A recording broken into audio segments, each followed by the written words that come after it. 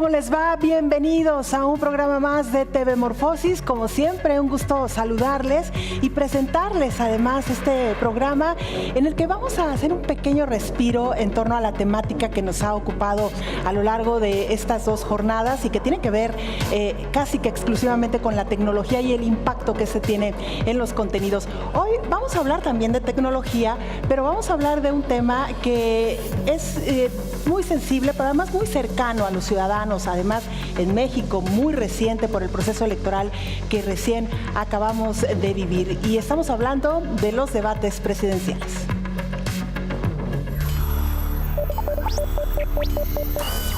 Los debates televisados, un nuevo debate entre el rating y el share social. Los debates televisados tienen más de media centuria de vida.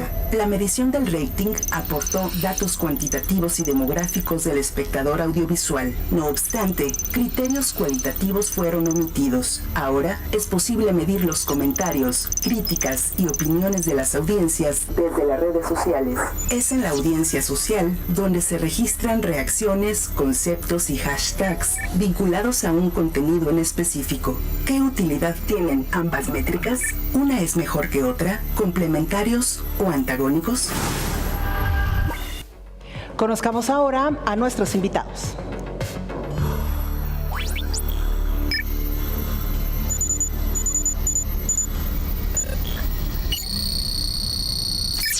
Gabriel Sosa Plata, especialista en medios de comunicación, telecomunicaciones y políticas públicas. Ganador de 2 premios nacionales de investigación otorgados por el CONEIC. Es el defensor de las audiencias del Canal 44, UDG, y presidente de la Organización Interamericana de Defensores y Defensoras de las Audiencias, OID.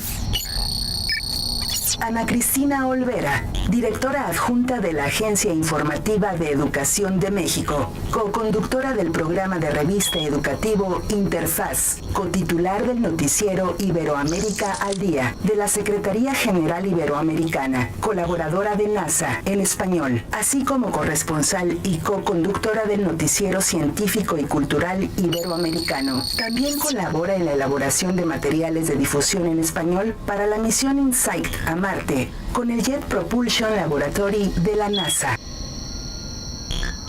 Cintia Ottaviano, doctora en comunicación por la UNLP, primera defensora del público de la Argentina, Premio Interamericano a la Innovación para la Gestión Pública Efectiva, OEA, Premio Internacional de Periodismo, Rey de España. Fundó, presidió y es integrante de la Organización Interamericana de Defensoras y Defensores de las Audiencias, OID. Gabriela Barkentin, profesora en la maestría en periodismo del CIDE. Entre 2013 y 2017 fue directora de W Radio. Ha sido reconocida como una de las 50 mujeres más importantes de México, según la revista Forbes, y como una de sus 300 líderes, según la revista Líderes. Actual titular del noticiario matutino Así las Cosas en W Radio y articulista en el diario El País. Un gusto, por supuesto, compartir este espacio con entrañables colegas, todos ellos periodistas en alguna etapa, hoy ya lo sabrán ustedes, en otros ámbitos, pero con esta experiencia y esta sensibilidad de haber participado de alguna o de otra manera en estos debates. Gabriela, bienvenida. Saludamos, por supuesto, también a Cintia, Ana Cristina y Gabriel, por cierto, nuestro defensor de audiencias de Canal 44, perdón por el comercial, pero invitarlos también a que participen, ¿no?, con sus denuncias y quejas, que además sabemos son pocas, afortunadamente. Así es, afortunadamente, y qué bueno que existe esta cultura de participación, porque eso nos hace mejores medios de comunicación. Por cierto, Gabriela Barkentin fue la primera defensora del televidente en México, lo fue del Canal 22. Aquí tenemos a 3 defensores que han tenido esta experiencia, así que desde esta óptica también nos podrán contar mucho sobre el tema que hoy nos ocupa. Yo quisiera, si nos lo permites, Gabriel, empezar con las damas y un poco en el orden. Gabriela, se lo preguntaba antes de entrar al aire, su experiencia como moderadora del tercer debate, que además este debate presidencial de esta elección con muchas particularidades y con muchas primeras veces de alguna manera. Sí. Bueno, primero, no males de usted, porque verdaderamente ya me estoy sintiendo así como soy como la grande del grupo. No, muchas gracias. Gracias por invitarme a este foro. La verdad es que tengo un gran respeto por lo que hacen aquí en TV Morfosis.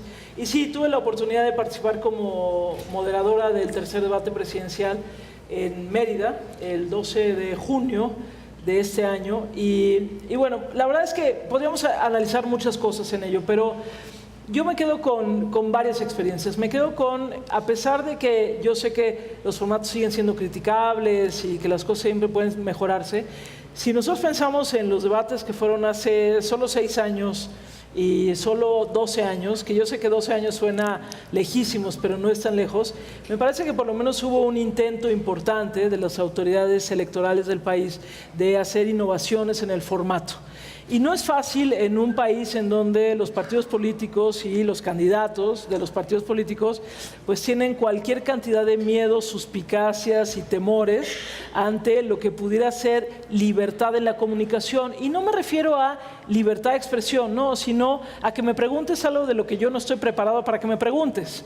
Entonces, esta flexibilidad que va junto con la idea de debate, me parece que la fuimos ganando poco a poco, por lo menos en estas elecciones, con los 3 debates que se dieron, con formatos diferentes, que insisto, son siempre mejorables, pero por lo menos, digamos, obligaron a los candidatos a enfrentarse a lo que no conocían. Ellos no sabían qué preguntas les íbamos a hacer, es más, nadie sabía qué preguntas les íbamos a hacer. Las preguntas que formulamos los que moderamos los debates, las teníamos guardadas nosotros, yo en mi cuaderno escritas a mano, así nadie más las había visto antes. Ni siquiera en una computadora para que no fueran hackeadas. Pues sí, no, y además porque la verdad muchas cosas las vas cambiando en el momento, porque claro, tuvimos muchos ensayos. El tema de los debates presidenciales requiere un trabajo previo fuerte. Hubo varios ensayos y tú vas probando cosas, vas probando, no ensayos con los candidatos obviamente, ensayos con gente que se hace pasar por los candidatos, pero vas probando cosas y tú mismo vas escribiendo. Yo iba escribiendo y cada quien le hace como pueda. Unos lo escriben, otros lo teclean, pero el día del debate lo que yo iba a preguntar solo lo sabía yo, no lo sabía absolutamente nadie. Eso es un cambio brutal para este país. Claro. Una primera reflexión. Gabriela, antes de continuar, les queremos invitar para que participen con sus comentarios y opiniones a través de nuestras cuentas institucionales en Twitter, en Facebook, en Instagram, @TVMorfosis, nuestra etiqueta o hashtag TVMorfosis. Nos pueden enviar también mensajes a través de WhatsApp al 33 22 42 06 90. Ustedes, por supuesto, que hacen gran parte de estos programas, así que a quienes nos acompañan aquí en vivo, pero también a quienes lo hacen a través de las diferentes transmisiones y plataformas, nos encantará recibir sus comentarios y opiniones.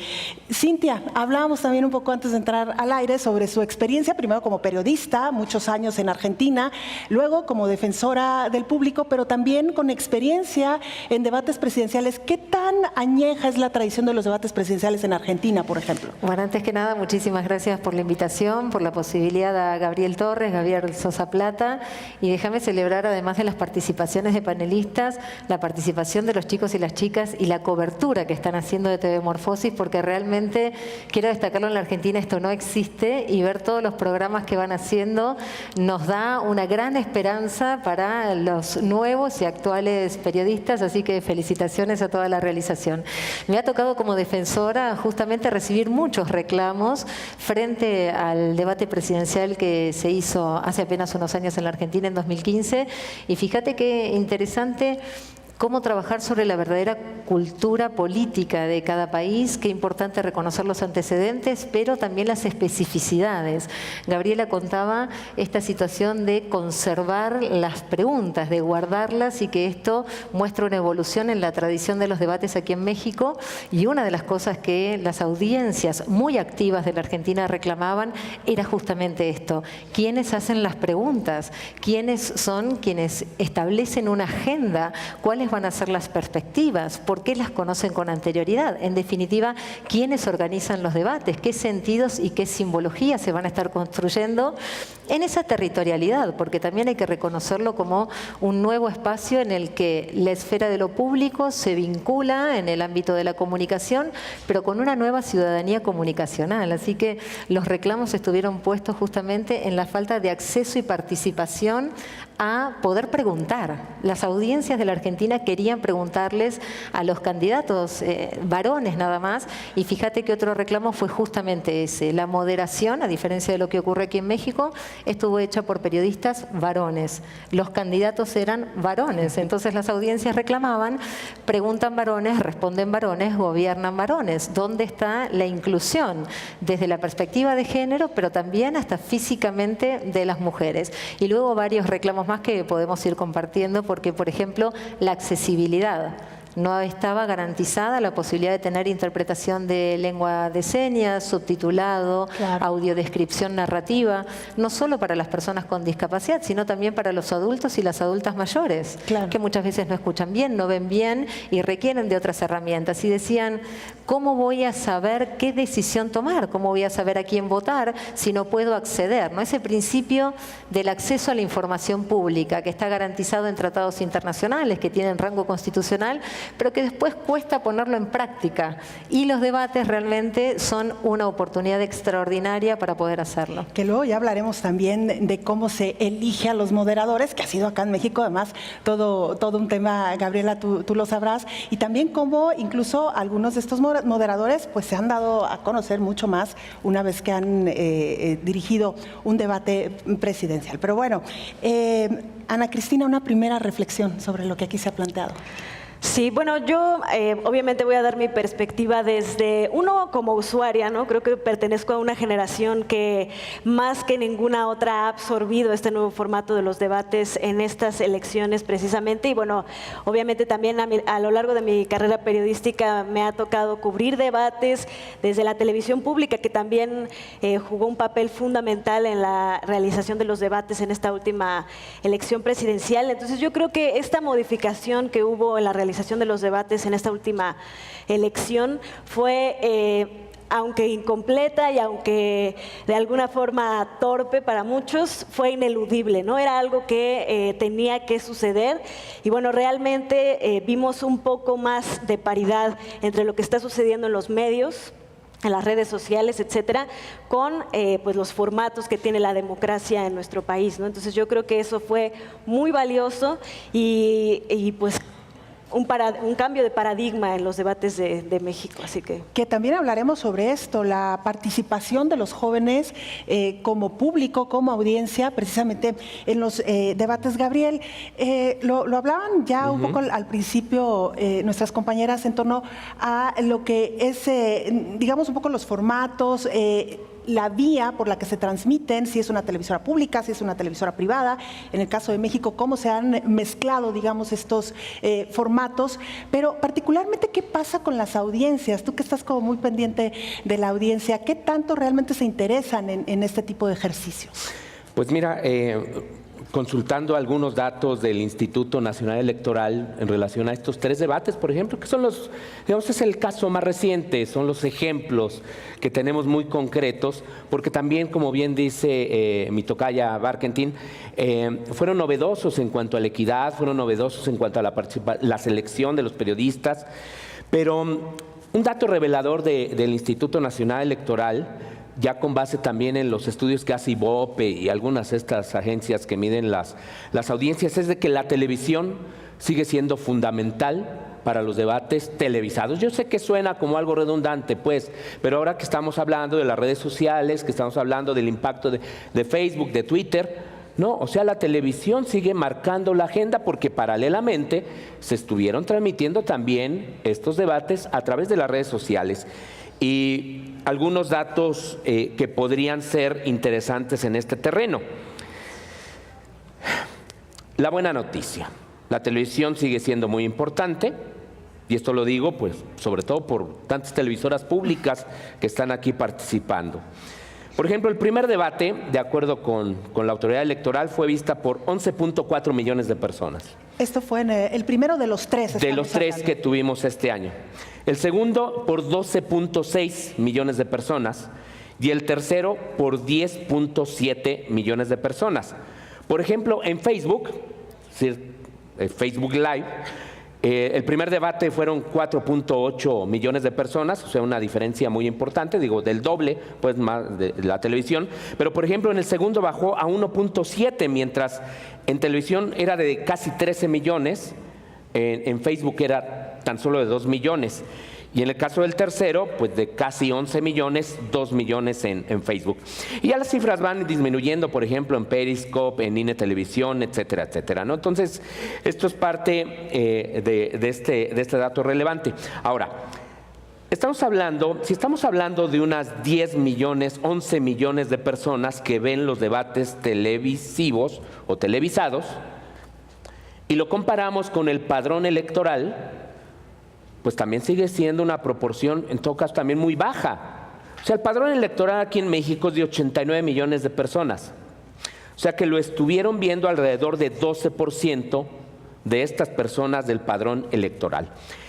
Ese es un contraste, digamos, interesante en relación a lo que pasa. Es decir, sí hay más gente viendo los debates televisivos, pero no es tanta como quisiéramos. Claro. Ese es un tema.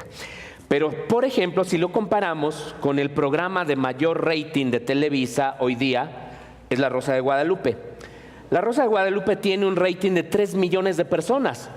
Entonces, en términos del debate, fue un éxito el debate. Definitivamente, ¿no? Estos son los contratos, 3 veces más lo estuvieron atentos pues la ciudadanía. Y esto nos habla de que existe un potencial en los debates y de que también no se debe quizás abusar de la fórmula, porque hay quienes están diciendo ahora, no, bueno, como han sido exitosos, como ha generado cierta expectativa, ha habido un buen debate en las redes sociales, vamos a incrementar el número, ¿no? ¿Quién sabe, no? Digo, la tocaya que vivió más cerca la experiencia, no sé si coincida con esto, pero a mí me parece que deben ser administrados, que deben ser pocos, justo para generar esta expectativa, porque luego también se termina abusando de este formato. Y ese es uno de los puntos. ¿Qué tanto las redes sociales abonaron el camino o lo prepararon para que hubiera estos niveles de audiencia? Gabriela, y habría que decirle a quienes nos están siguiendo que además conduces un informativo muy exitoso en la mañana en W Radio, y que esto de alguna manera también te da herramientas o te da un termómetro de percibir qué ocurría con la audiencia, con el ciudadano previo a estos debates. Sí, a ver, y me gustan mucho los datos que está dando mi tocayo Gabriel, porque primero creo que los números sí son importantes. Yo sé que 11 millones suena poco si somos 120 millones de personas, pero no es poco, ¿no? No es poco, porque es un debate de candidatos a la presidencia, y que hay que decir que con todo y que se trató de mejorar el formato, eran complicados los formatos, porque al final, por lo menos el que me tocó moderar a mí, teníamos 6 temas importantísimos para la nación y lo tenías que resolver en 2 horas. Y con 4 candidatos y éramos 3 moderadores, y eran temas que iban en el que me tocó a mí, educación, desarrollo económico, medio ambiente, es decir, cualquier tema merecía un debate en sí mismo. Entonces, ya eso complicaba un poquito como el escenario. Aún así, me parece que los números son buenos. El tercer debate, además, hay que decir que Televisa no lo transmitió en sus canales, no lo transmitió en el canal 2, lo mandó a Foro TV. Entonces, baja un poco el número, pero tampoco baja tanto. Pudo haber bajado mucho más, y además fue en martes en la noche, que también es diferente. Entonces, vale mucho la pena como poner como todo este contexto. En el asunto de las redes sociales, el debate que me tocó moderar a mí era, si ustedes recuerdan los 3 debates presidenciales, en el primero los moderadores tomaban en cuenta lo que daban las encuestas y los estudios de opinión. En el segundo había público presente, y en el tercero, que fue el que me tocó a mí, tomamos en cuenta las preguntas que nos llegaban vía redes sociales. Y la verdad es que llegaron muchísimas preguntas vía redes sociales. Y ahí tuvimos el apoyo, y ahorita que estamos en Guadalajara, hay que decirlo, del ITESO. El ITESO hizo un trabajo extraordinario en segmentar y en más o menos como ubicarnos las nubes de preguntas. El propio Instituto Nacional Electoral hizo lo suyo, y la Universidad Veracruzana. Fueron las 3 instancias que nos entregaron insumos, que además son públicos, que ahí están, que fueron de las preguntas que llegaron. Y bueno, pues en todo uno tiene que tomar decisiones. Estoy viendo las preguntas que nos están llegando a través de redes sociales, que las veo en la pantalla allá atrás, y algunas preguntas tienen que ver con, es que ¿por qué no tomaron en cuenta mi pregunta? Y entonces, claro, yo como usuario de redes sociales, pues pongo una pregunta y espero que mi pregunta sea tomada en cuenta. Bueno, pues llegan miles de preguntas, y entonces el gran reto es cómo las agrupas, y ahí aprendimos mucho en ello. ello, cómo las agrupas y cómo sacas como los temas que importan. Hace rato decían el tema de ser mujer, decías el tema de ser mujer. Bueno, en el tercer debate me di cuenta que era yo la única mujer presente en el grupo, porque en los debates anteriores había habido una candidata mujer presente, además de moderadora mujer. En el último debate, la única mujer era yo, porque ya no había, la candidata mujer ya se había bajado. Margarita Zavala. Margarita Zavala. Y a mí me pareció muy importante la pregunta que me tocó hacer a mí en temas de desarrollo económico, el candidato, y me tocaba hacer, porque bueno, sí el esquema está muy armado, a mí me tocaba preguntarle al candidato José Antonio Meade. Y José Antonio Meade llevaba un rato en campaña, en los spots en campaña, hablando de que se le tenía que dar mejores condiciones laborales a las trabajadoras del hogar. Un tema que para mí ha sido fundamental. Yo llevo muchos años luchando para que las trabajadoras, los trabajadores, pero son sobre todo mujeres, las trabajadoras domésticas, las trabajadoras del hogar tengan mejores condiciones laborales, tengan seguro social, etcétera. Para mí es un tema muy sensible. Y yo venía oyendo al candidato Meade, que había sido secretario de Hacienda, que había sido secretario de Desarrollo Social y que había bloqueado, siendo secretario, todas las iniciativas que se habían hecho para darle mejores condiciones de trabajo a las trabajadoras del hogar. Cuando a mí me toca, es cierto que las preguntas que habían llegado por parte del público, no tantas iban por el tema de las trabajadoras del hogar. Había preguntas que tenían que ver con la macroeconomía y con temas como más sofisticados, pero a mí me pareció que siendo la única mujer ahí presente, me tocaba hablar por las mujeres. Y en ese momento yo le hice la pregunta al candidato Meade, diciéndole, bueno, usted ha dicho que va a abogar por que las trabajadoras del hogar tengan un mejor futuro, bla, bla, bla, bla, cosa que usted no hizo antes, siendo secretario de Hacienda, secretario, ¿cómo lo piensa resolver? Y la respuesta del candidato Meade, si ustedes lo recuerdan, fue decirnos a todos, bueno, antes que nada quiero mandar un saludo a la selección de fútbol que está a punto de iniciar en el Mundial de Rusia. Y yo mientras escuchaba eso decía, pero te acabo de preguntar sobre las mujeres. O sea, mi cabeza decía, te pregunté sobre las mujeres y me estás contestando sobre la selección masculina de fútbol. En ese momento yo no tengo acceso a las redes sociales, estamos ahí metidos, pero evidentemente fue un brutal golpe para el candidato, porque para todo el mundo fue, no te diste cuenta que te estaban dando un balón para que hablaras de las mujeres, claro, y tú contestaste hablando de los hombres.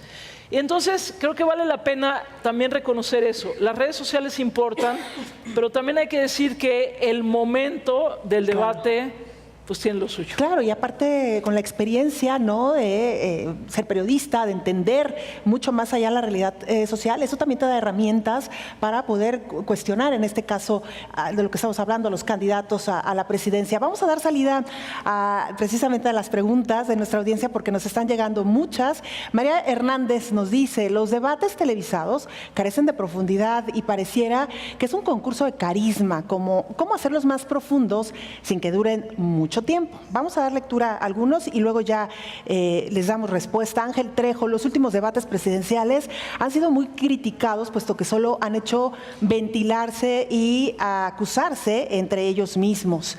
A través de WhatsApp, Lucero Sánchez, ¿cómo se puede hacer para que este tipo de debates sean más atractivos sin que parezcan arreglados? Bueno, un buen punto. Andrea Vargas, en algún debate, Gabriela Barquetín, se permitió hacer preguntas a usuarios de las redes, un poco lo que ya respondías, Gabriela. Las preguntas fueron muy básicas. ¿Cómo filtrar buenas preguntas para los participantes que debaten? Bueno, de alguna manera ya nos respondió. Nos escribe también Frida Rodelo. Dice Gabriela Barquetín sobre los debates presidenciales del INE México. Mis preguntas solo las conocía yo. Ese es un cambio brutal en México. Y sí, TV Morfosis, bueno, ella, Frida, que por cierto es una investigadora de la Universidad de Guadalajara, está haciendo alusión a lo que usted ha dicho dicho, Gabriela, lo que tú has dicho. Pámanes, un pamcito, nos dice, los debates televisados trabajarán en algún punto en conjunto con toda la información en redes sociales donde hubo más audiencia en México. Muchas gracias por utilizar el hashtag TVMorfosis y les recuerdo, para quienes se van incorporando, que nos pueden escribir a través de nuestra cuenta institucional en las diferentes redes y plataformas @TVMorfosis. También mandarnos mensajes a través de WhatsApp en el 33 22 42 06 90. Cintia, algo sobre lo que nos ha planteado nuestra audiencia, por favor. Han sido muchas preguntas muy interesantes. En principio, por ejemplo, aquella que señalaba cómo hacer que no sean tan carismáticos o en definitiva no sea un espectáculo, un show y lograr mayor profundidad. Bueno, es un tema complejo. Reconocer que la democracia exige participación. Digo, aquí hay una responsabilidad muy grande en la elección de un candidato. Serán quienes nos gobiernen y pareciera que los tiempos que corren de la instantaneidad, de la inmediatez, conspirara entonces también por la cultura de la espectacularización. Hay una cultura comunicacional en términos televisivos que tiene un recorrido mercantilista, ¿no? Que ha estado focalizada en el show antes que en la profundidad de los conocimientos. Entonces, que las audiencias realmente, o que aquí incluso se esté preguntando cómo profundizar, pero en poco tiempo. Bueno, hay cosas que requieren tiempo. Esto es como preguntarme, ¿cómo puedo ser abogada estudiando un año? No, realmente hay cosas que van a requerir tiempo. Eso no quiere decir que no pueda ser atractivo. Bueno, es una herramienta más. Luego también habrá que indagar en cuáles son las plataformas políticas, pero fíjate que lo que venimos analizando en TVMorfosis justamente es a contrapelo de lo que proponemos en las defensorías de las audiencias, que es la construcción de una ciudadanía comunicacional.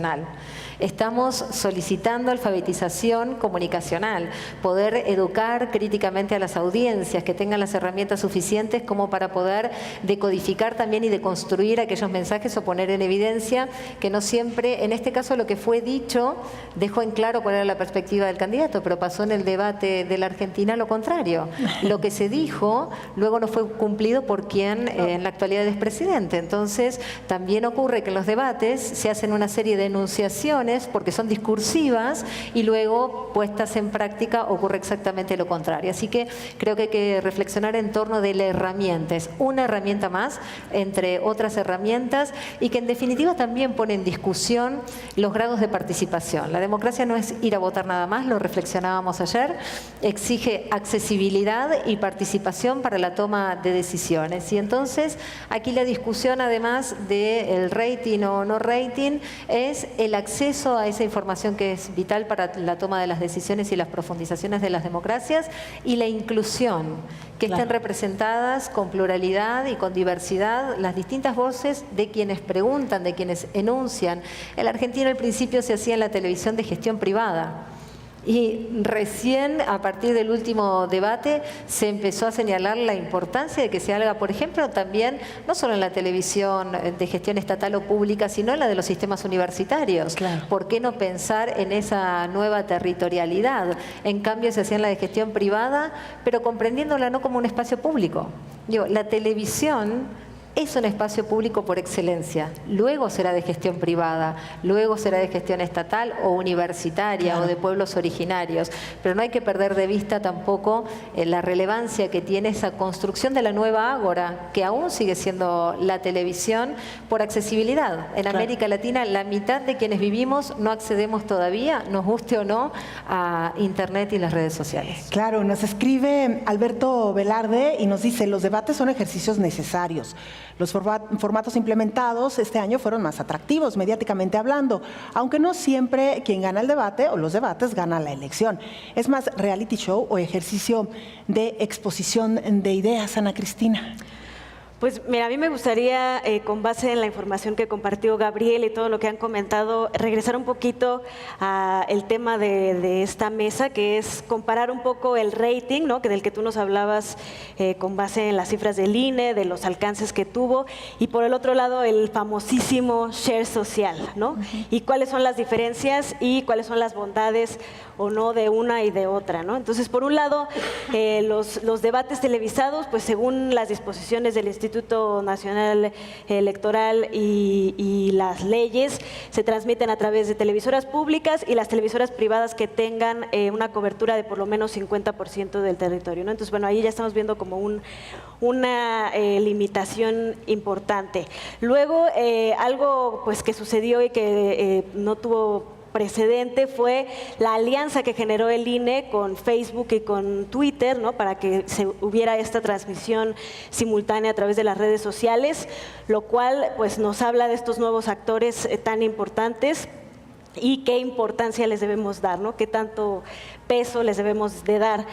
Y en cuanto al share social, que bueno, para los que no estén muy familiarizados con el término, que se trata de, bueno, este rating que sí te habla de audiencias, pero no solamente de personas que están viendo un video o una transmisión, sino además la interacción que se genera a partir de este contenido, las veces que se comparte, los hashtags que se generan, las tendencias, hacia dónde va la conversación, etcétera.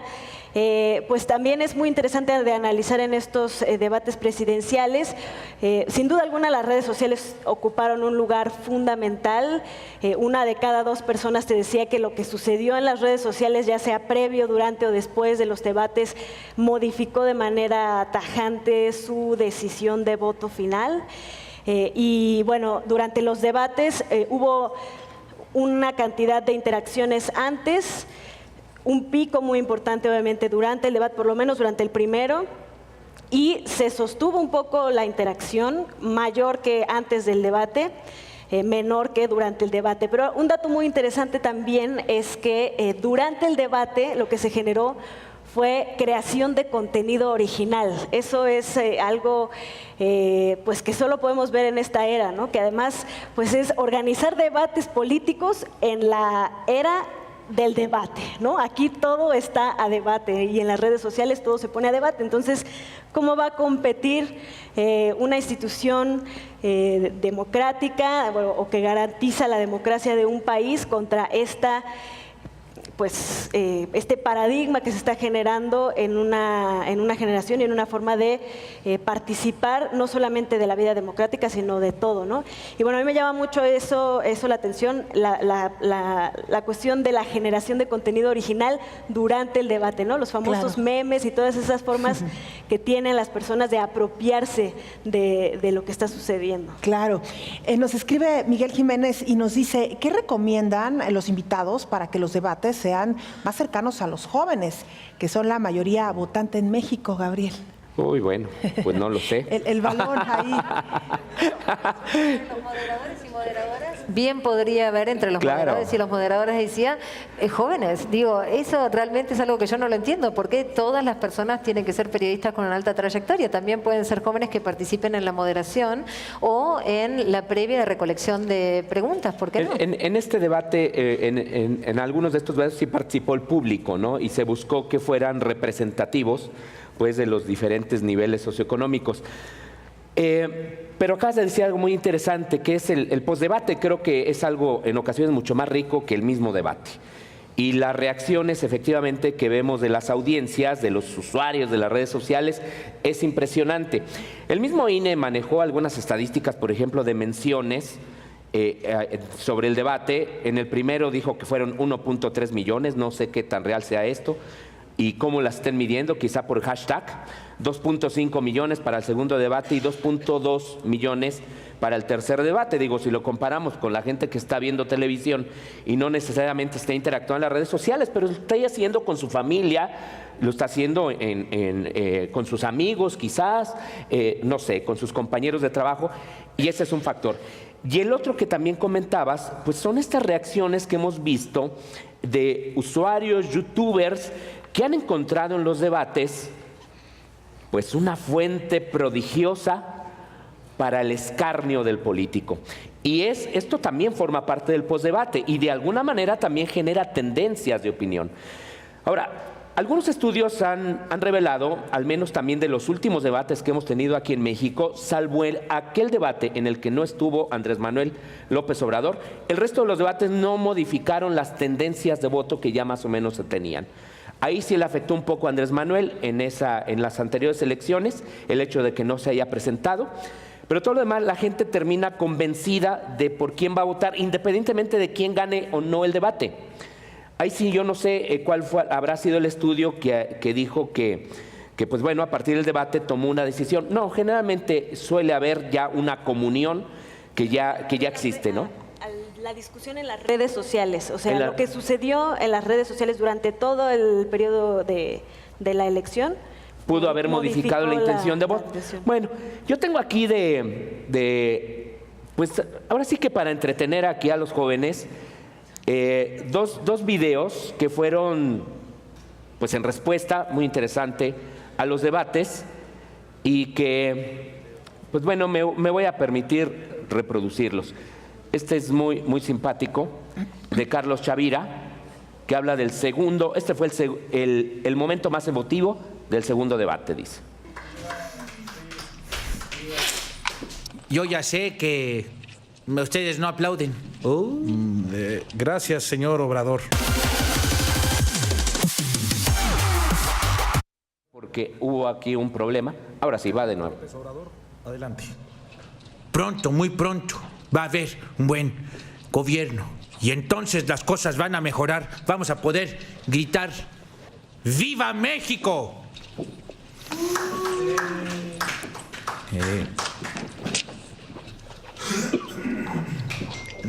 Muy emotivo, señor. ¿Algo que quisiera agregar?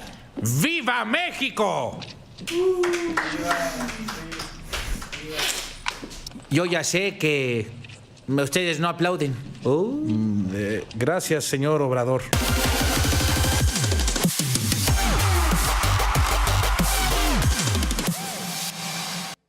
Bueno, este video es de Carlos Chavira, como ustedes se dan cuenta, que ha logrado muy bien armar sus videos.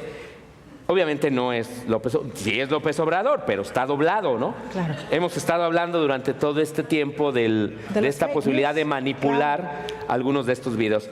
Y hay otro que fíjense qué interesante. Este video también se hizo en respuesta a lo que dijo Andrés Manuel López Obrador en uno de los debates, pero hubo muchos usuarios en redes sociales, increíblemente, que creyeron que era verídico este video que les voy a presentar del mismo Carlos Chavira. Lo está haciendo López Obrador y que no vamos a permitir. Está un poquito adelantado. Va. Le suplicamos a la ONU y a todas las instituciones políticas que se haga una prohibición para aquellos que utilizan mi nombre para atraer falsamente votantes, como lo está haciendo López Obrador, y que no vamos a permitir que eso siga sucediendo más. Te pido, por favor, López Obrador, ya no utilizar mi nombre. Yo no puedo ayudarte a resolver la violencia en México y es un pecado jugar con la fe cristiana.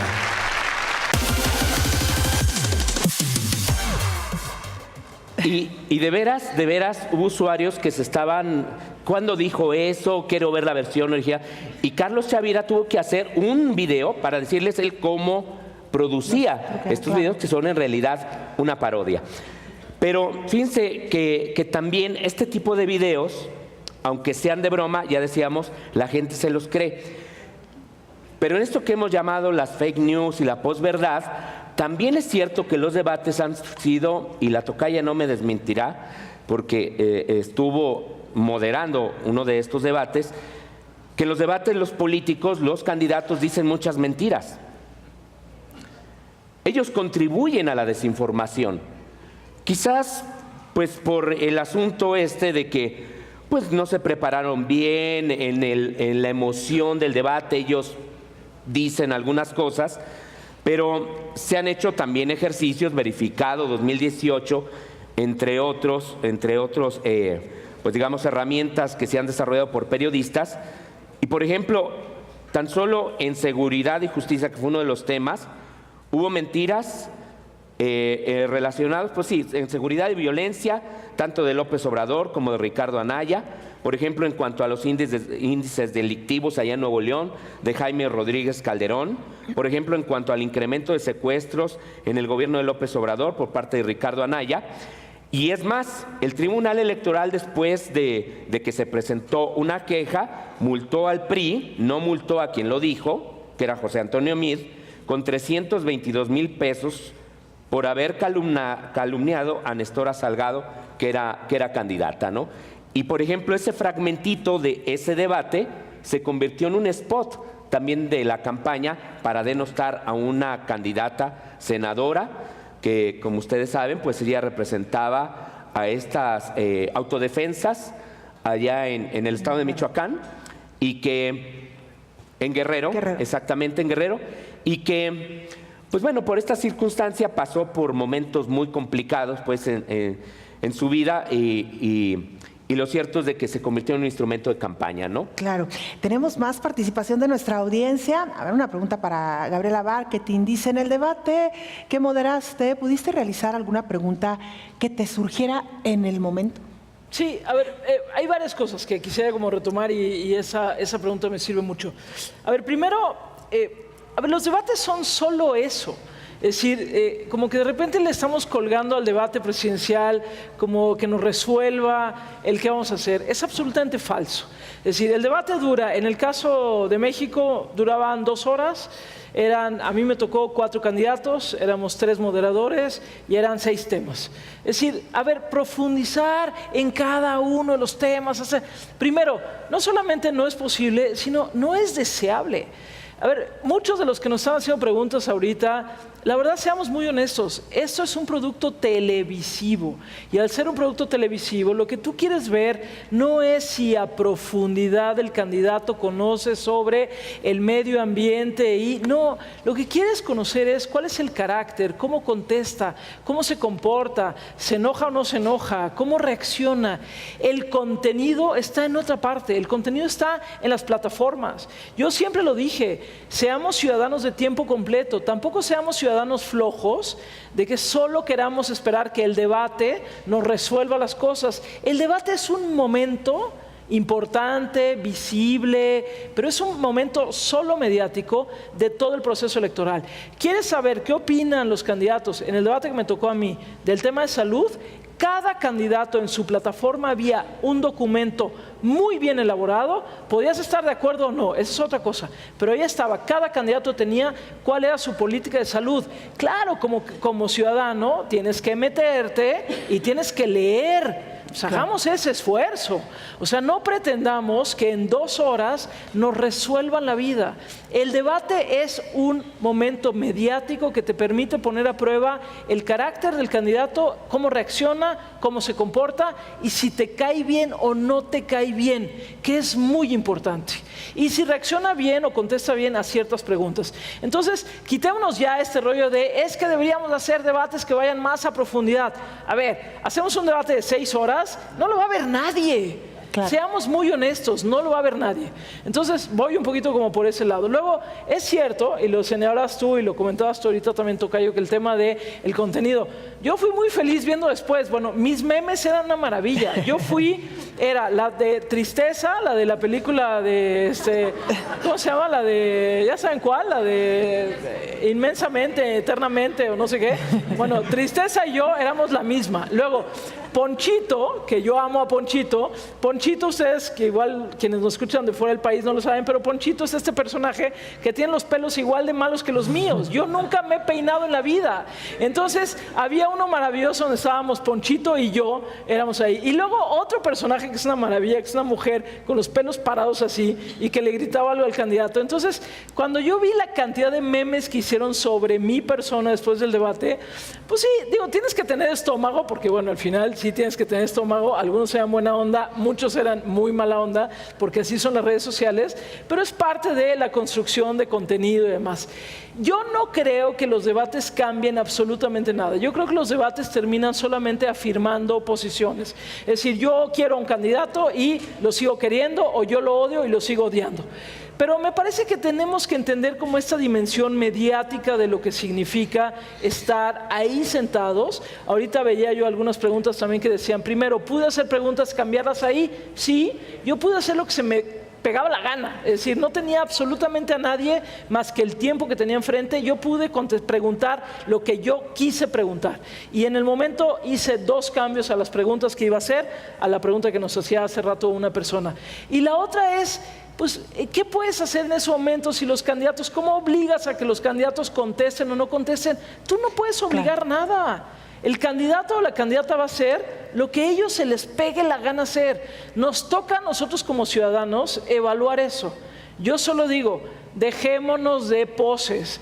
No queremos un debate serio, profundo, que vaya al fondo de los temas. No es cierto. Queremos 2 horas en donde veamos quiénes son los candidatos. ¿Quieres contenido? Vete a las plataformas. Claro. Bueno, lamentablemente el tiempo se nos agotó y me parece que hubiera sido muy interesante hablar del formato que tanto se ha debatido en los últimos años y también de los moderadores que cada vez han cobrado más relevancia, Gabriela. Lo vimos incluso aquí en los debates para gobernador de Jalisco, donde los moderadores también en algunos debates tuvieron la oportunidad de hacer lo mismo, sus propias preguntas, pero luego hay otros espacios donde sigue siendo más cómodo el papel del moderador porque solamente va dando la palabra. Pero bueno, quizás sea tema para otro programa porque tenemos que entrar a conclusiones y no quiero cerrar sin dar lectura o salida a todos sus comentarios. Nos quedan algunos minutos, así que si nos quieren seguir escribiendo lo pueden hacer en @tvmorfosis o enviarnos un WhatsApp al 33 22 42 06 90. Tenemos por ahí algunos últimos comentarios, producción. Bueno, en lo que vamos sacando conclusiones, los vamos leyendo. 2 minutos Fuimos leyendo los comentarios a medida. Allí preguntaban en Argentina si había habido participación de las redes sociales inmediatamente que se daba el debate y la respuesta es no tuvo la posibilidad la ciudadanía argentina de hacerlo, sino que justamente mi reflexión iría por ese camino. En la era de la supuesta transparencia hay mucha opacidad. No queda claro, por lo menos en la Argentina, quiénes organizan los debates. Muchos de los organizadores de los debates luego formaron parte del gobierno actual. Lo mismo ocurrió que quienes integraban la organización que hizo ese debate fueron aportantes a la campaña política del gobierno actual, de manera que creo que es muy importante en esta supuesta era de la transparencia que las propias audiencias puedan acceder a saber y conocer y participar en la organización también de esos debates con sus perspectivas. Y que entonces creo que la mayor reflexión viene por ahí. Evidentemente estamos construyendo o intentando construir democracias más participativas. Aparecen algunos escenarios tecnodeterministas que muestran como ejemplos conspiradores de esa realidad, porque pareciera que en la época de la posverdad y de las noticias falsas no se pudiera en realidad participar para profundizar las democracias, pero una vez más traigo a colación la necesidad de trabajar en educación crítica de las audiencias, de darle participación a las audiencias con organismos y nuevas institucionalidades transparentes, como pretendemos que sean, por ejemplo, las defensorías del público y de las audiencias. Muchas gracias, Ana Cristina. Pues yo creo que en esta nueva era de los nuevos debates de México, yo creo que la lección que nos queda es que el debate está abierto todo el tiempo, ¿no? Regresando a este tema de las redes sociales y el share social. Entonces, pues ya queda como una responsabilidad de la ciudadanía. Ahora existen más herramientas para que traigan a debate cada vez que lo requieran, lo necesiten y lo empujen a los candidatos, a los políticos, a quien sea. Digamos que el debate ya está extendido, ya está en todas las plataformas. Entonces yo creo que eso es lo que más debemos de retomar de esta experiencia, y que aunque estas plataformas aún así no sean la panacea, porque lo hemos hablado aquí muchísimo, las fake news, la forma de los algoritmos, cómo nos engañan, cómo también pues hace que la opinión cambie, sí está por lo menos el empoderamiento de la ciudadanía. O sea, eso ya sabemos que se puede hacer algo y que se pueden encontrar formas para traerlos a debate cada vez que así lo requiramos y lo necesitemos. Gabriel. Pues mis conclusiones serían que los debates son fenómenos fundamentalmente televisivos. Coincido con mi tocaya Barkentin de que sí, no esperemos de los debates una gran profundidad académica, es más bien para que la ciudadanía al menos los conozca. Yo creo que es de las pocas veces que tiene la posibilidad de conocerlos en su esencia, porque las preguntas efectivamente no las esperan. Y ahí es parte, ¿no? Los gestos, la sonrisa, la cara de tristeza, de preocupación, cuando casi todos los demás espacios están muy controlados, aquí no necesariamente. Y esa es una parte humana muy valiosa que te la da la televisión. Yo sé que, bueno, finalmente es una comunicación mediada, pero ese es uno de los aportes, yo diría, y por eso sigue siendo tan importante la televisión en esto. Y tercer asunto, por ahí lo decía Velarde, que es un colega que trabaja aquí en la radio UDG, Alberto Velarde. Sí, los debates no necesariamente llevan a un triunfo, a un candidato, pero sí contribuyen a un derecho de la ciudadanía a tener más elementos de información, ¿no? De los temas de agenda que traen cada uno de los candidatos. Y pues bueno, esas serían en esencia mis conclusiones. A propósito de lo que hablaban sobre los ganadores o no de los debates, que también es otro tema, hay que mencionar que en al menos uno de los debates se mencionaba a Anaya como el gran ganador, ¿no? de ese encuentro, y finalmente no fue el candidato ganador de esta elección. ¿Tenemos tiempo, producción, para la conclusión de Gabriela? ¿Hay algo más?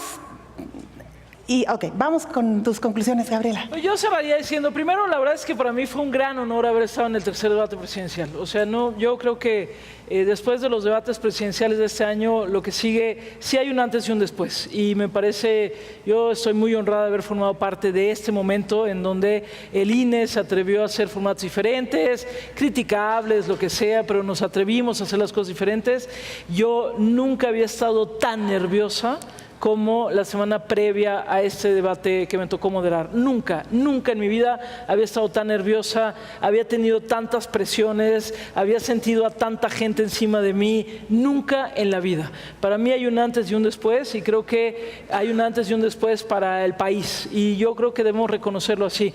Los candidatos estuvieron, se la jugaron, contestaron bien, mejor, peor, lo que sea, pero ahí estuvieron. Ese momento, esas 2 horas y media que yo estuve en el Museo del Mundo Maya en Mérida con los 4 candidatos a la presidencia de la República y mis 2 compañeros, Carlos Puch y Leonardo Curcio, han sido los momentos definitorios en lo que para mí es lo que puede ser este país, insistiendo que todo se puede hacer mejor, pero la verdad es que yo agradezco haberlo hecho, y también tengo que reconocer que una vez que pasó, dormí como bebé. O sea, una vez que pasó, llegué y dije, bendito sea el Señor, esto ya acabó y a lo que sigue. Me parece importante que lo pongamos en su justa dimensión. Las cosas son lo que son, no le pidamos a los debates más allá de lo que son. También seamos ciudadanos de tiempo completo, busquemos información, entremos a las plataformas, no esperemos al debate. Esperar al debate es esperar que la televisión nos resuelva la vida pública. No, hagamos nuestra chamba como ciudadanos. Pero sí creo que han pasado cosas interesantes. Somos productores de contenidos, las audiencias se interesan en el asunto. Una cosa que tú decías que es fundamental es quién lo organiza. Creo que por lo menos en el caso de México, los que estuvimos ahí fue muy transparente. O sea, los que estamos ahí, estamos en medios, estamos haciendo nuestro trabajo. Hasta donde yo alcanzo a ver, ninguno estamos en ninguna posición de gobierno. Creo que aquí se hizo un trabajo muy transparente en términos de medios y de temas electorales, y creo que es un punto fundamental. Y nada, solamente apostemos a que cada vez sean más y mejores los debates, y si ya dimos el paso, no demos un paso para atrás. Muchísimas gracias a los 4, gracias a ustedes. No nos vamos a despedir sin dar salida a los últimos comentarios. Ángel Trejo, coincido con los comentarios de los panelistas, de eso se tratan los debates, tanto proponer ideas viables y sustentables como interactuar con la gente que está viéndolo. Así habrá mayor participación del público. Nos escriben también a través de WhatsApp Juan Gómez y nos dice: el contenido mediático que se generó a través de los debates influyó en el resultado. Creo que ya se ha comentado parte de ello. Y también a través de WhatsApp Pedro Luis nos dice: ¿cómo organizar un debate televisado donde la interacción sea más real y no tan acartonada como lo que vimos en los de México, donde había público? Bueno, pues será tema de otro encuentro. Muchísimas gracias, pero sobre todo, y como siempre lo decimos, gracias a ustedes que nos siguen, y nos vemos y nos escuchamos en el siguiente programa.